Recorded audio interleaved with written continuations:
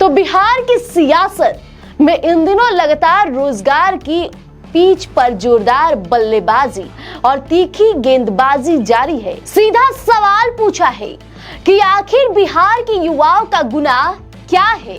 क्या अपनी मांगों को लेकर आवाज उठाना अपराध है?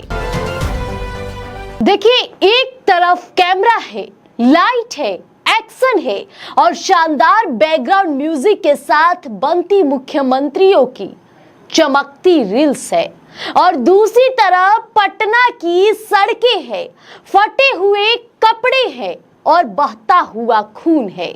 युवाओं के पीठ पर पड़ती पुलिस की बेरहम लाठियां है। जी हां, बिहार की राजनीति अब रील्स और रियलिटी के बीच फंस गई है। अब नेता प्रतिपक्ष तेजस्वी यादव ने सोशल मीडिया पर एक पोस्ट डालकर सरकार की दुखती रंग पर हाथ रख दिया है। तेजस्वी यादव ने सीधा हमला बोलते हुए कहा है कि मुख्यमंत्री और मंत्री रील्स बनाने में मस्त है, बड़े बड़े बयान देने में व्यस्त है, लेकिन उन्हें बिहार के युवाओं के भविष्य की रत्ती भर भी चिंता नहीं है। तेजस्वी का आरोप है कि चुनाव से पहले जो हाथ युवाओं के सामने वोट के लिए जुड़ते थे, आज वही हाथ उन पर लाठियां चलवा रहे हैं। तो बिहार की सियासत में इन दिनों लगातार रोजगार की पिच पर जोरदार बल्लेबाजी और तीखी गेंदबाजी जारी है। बिहार के नेता प्रतिपक्ष तेजस्वी यादव ने एक बार फिर से सम्राट सरकार और केंद्र की एनडीए सरकार पर तीखा हमला बोला है। मुद्दा वही है जो बिहार के हर घर की कहानी है, नौकरी, टीआरई 4 की वैकेंसी और युवाओं पर बरसती लाठियां।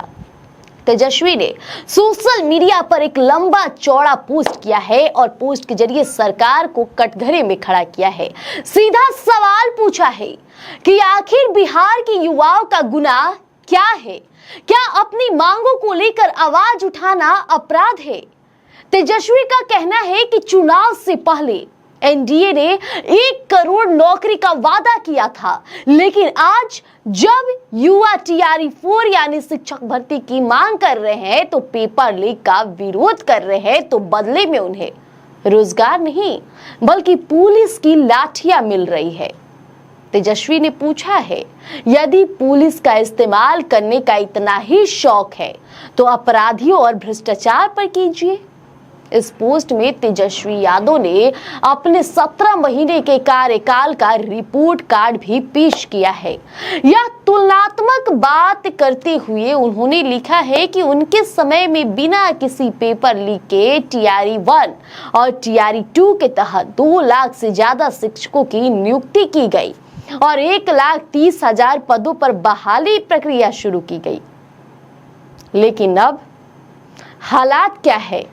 तेजस्वी के मुताबिक साल 2024 बीत गया, 2025 भी बीत गया, लोकसभा और विधानसभा चुनाव संपन्न हो गए।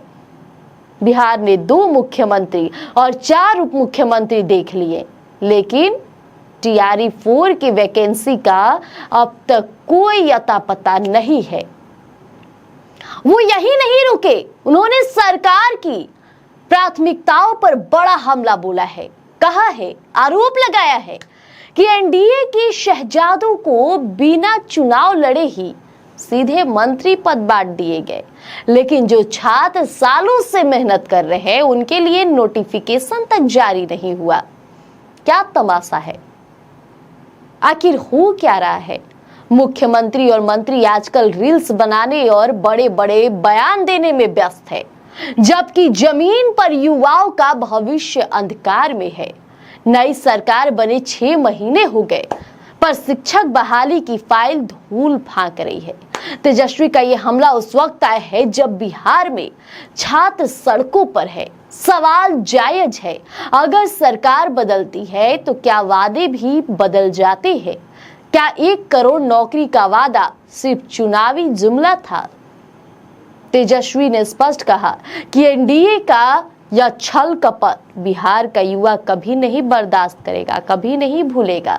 अब देखना है कि सत्ता पक्ष इस पर क्या सफाई देता है। फिलहाल बने रहिए स्वराज पोस्ट पर, लेकर आएंगे तमाम अपडेट यूं ही। धन्यवाद। गोल, जहां 28 वर्षों के सफर में 18,000 से भी अधिक छात्रों ने डॉक्टर एवं इंजीनियर बनकर सफलता की ऊंची उड़ान भरे है, जहां साधारण छात्र भी बिहार एवं झारखंड टॉपर बनकर बड़ा इतिहास बना रहे हैं। दूरदर्शी शिक्षाविद श्री विपिन सिंह के मार्गदर्शन में मेडिकल एवं इंजीनियरिंग के लाखों छात्रों के लिए आशा की किरण के रूप में गोल, द रिजल्ट फैक्ट्री